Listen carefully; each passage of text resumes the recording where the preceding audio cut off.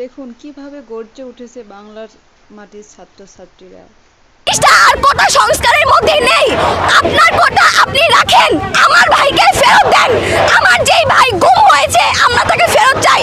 আমার যেই ভাইকে গণগ্রেফতার করা হয়েছে আমি সেই ভাইকে ফেরত চাই।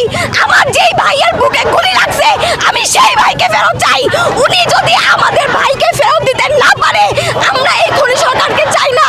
ওনার বাবা আমাদের জাতির পিতা বঙ্গবন্ধু শেখ মুজিবুর রহমান বলে গেছেন যে খুনির সাথে আমি বৈঠকে বসবো না।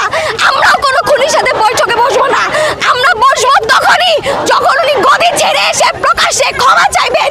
উনি ওনার একটা আগের ভিডিওতে উনি বলছেন যে যখনই আমাকে ছাত্র জনতা বা আমার দেশের নাগরিক আমাকে চাইবে না আমি সরে যাব। তাহলে এখন উনি কেন বুঝে না বোঝার ভান করছেন? উনি বারবার বলছেন যে কিছু হলে উনি অন্য বিরোধী দলের নামে চাপিয়ে দিচ্ছেন, বাট এটা ঠিক না। দেশের জনগণ ছাত্র জনতা কেউই ওনাকে চায় না।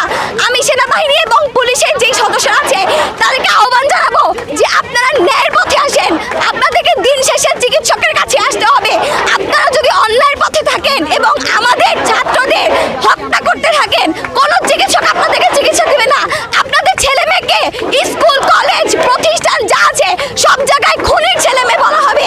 আপনারা আপনাদের ছেলে মেয়ের মুখের দিকে তাকিয়ে হলেও আমাদের সাথে ন্যায়ের পথে নেমে আসেন। শিক্ষকগণ আমাদের পক্ষে কথা বলেছিলেন।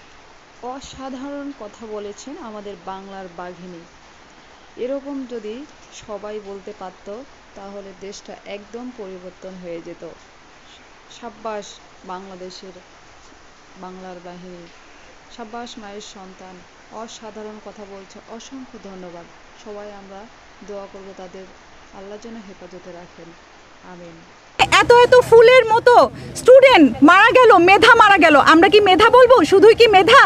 এরা ছিল আমাদের দেশের সম্পদ, অভাবনীয় সম্পদ। এই মেধারা হতে পারতো না আমাদের বাংলাদেশে একটা মেট্রো রেল কেন আর 10টা মেট্রো রেল বানাতে পারতো। তাদের মধ্যে থেকে অনেকে যারা মারা গিয়েছে, যে মেধাগুলো মারা গিয়েছে, তারা হয়তো বা আরো অনেকগুলো পদ্মা সেতু বানাতে পারতো। বাংলাদেশের বড় বড় ক্রিম লিডার তৈরি হয়ে আসতো। আমরা সমাজের সকলে প্রতিবাদ করবো। প্লিজ আপনারা সবাই এগিয়ে আসুন আমাদের সাথে, আমাদের ছাত্রদেরকে সাপোর্ট করুন। আমরা বাসায় রাতে ঘুমোতে পারছি না, আমরা দিনে বের হতে পারছি না, আমরা বোবা কান্নার মধ্যে সবাই আছে, কিন্তু আমরা বুক ফিটে কাঁদবো সেটাও আমরা কাঁদতে পারছি না। আমাদের সন্তানদের উপরে গুলি করেছে। কোথায় হাত দিয়েছে আপনারা বুঝতে পেরেছেন? আপনাদের হৃদয়ে হাত দিয়েছে, হৃদয় রক্তক্ষরণ। আজকে এক একটা সন্তান আমাদের সকলের সন্তান। ওনারা কি ভাবেন এই দেশটাকে শেষ করে দিয়েছে।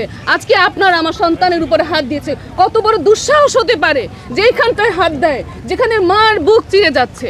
ওরা আমাদের ডাক্তারদের হাত দিয়েছে, আমাদের আইনজীবীদের উপর হাত দিয়েছে, ঠিক আছে, আমাদের বয়স্কদের উপর হাত দিয়েছে, কিন্তু এই যে আমাদের কচি কচি সন্তান যারা এই দেশের ভবিষ্যৎ, যারা এই দেশকে পরিচালনা করবে, সেইখানে তারা হাত দিয়েছে। কত বড় দুঃসাহস হলে কাজটা তারা করতে পারে। এর কি কোনো বিচার হবে না এই দেশে? এর কোনো বিচার হবে না? আপনার ঠিক আছে, আপনার মেধাবী দেশ কোটা দিতে পারবেন না, ঠিক আছে, দিয়েছেন, সেটাও দিয়েছেন অনেক খুনের পরে, অনেক রক্তের পরে। আর কত রক্ত দরকার এই দেশের মানুষের কাছ থেকে? আমাদের ছাত্র সমাজকে আগলে দাঁড়িয়েছিল আবু সাইদ, তার বুকে গুলি করে ঝাঁঝরা করা হয়েছে, নির্মমভাবে হত্যা করা হয়েছে ছোট ছোট শিশুদের। আমরা এই হত্যার বিচার চাই, আমরা সবাই এই হত্যার বিচার চাই। আমরা কোনোভাবে এখন বসে থাকতে পারি না। আমরা চাই কত হৃদয় বিদারক ঘটনা দেখে গা শিউরে ওঠে। আমরা কি বাংলাদেশে বাস করছি? স্বাধীন না পরাধীন কিছুই বুঝতে পারি না। আমরা চাই আমাদের যুদ্ধটা কিন্তু এক জায়গায় না। আমরা হাসপাতালে লড়ছি আহতদেরকে নিয়ে, এবং আমরা লড়ছি রাস্তায়। আমাদের রাস্তায় নেমে আসতে বাধ্য করা হয়েছে। আমরা নামতে হচ্ছে এখানে রাস্তায়, কারণ হচ্ছে আমরা নিতে পারতেছি না।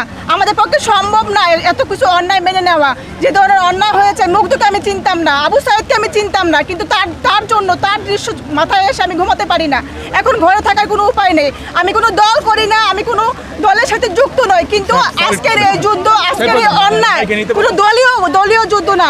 আজকে প্রতিটি মানুষ ঘর থেকে বের হয়ে আসুক। একটা বাচ্চাকে কেন মারা হবে? বিমান থেকে কেন গুলি করা হবে?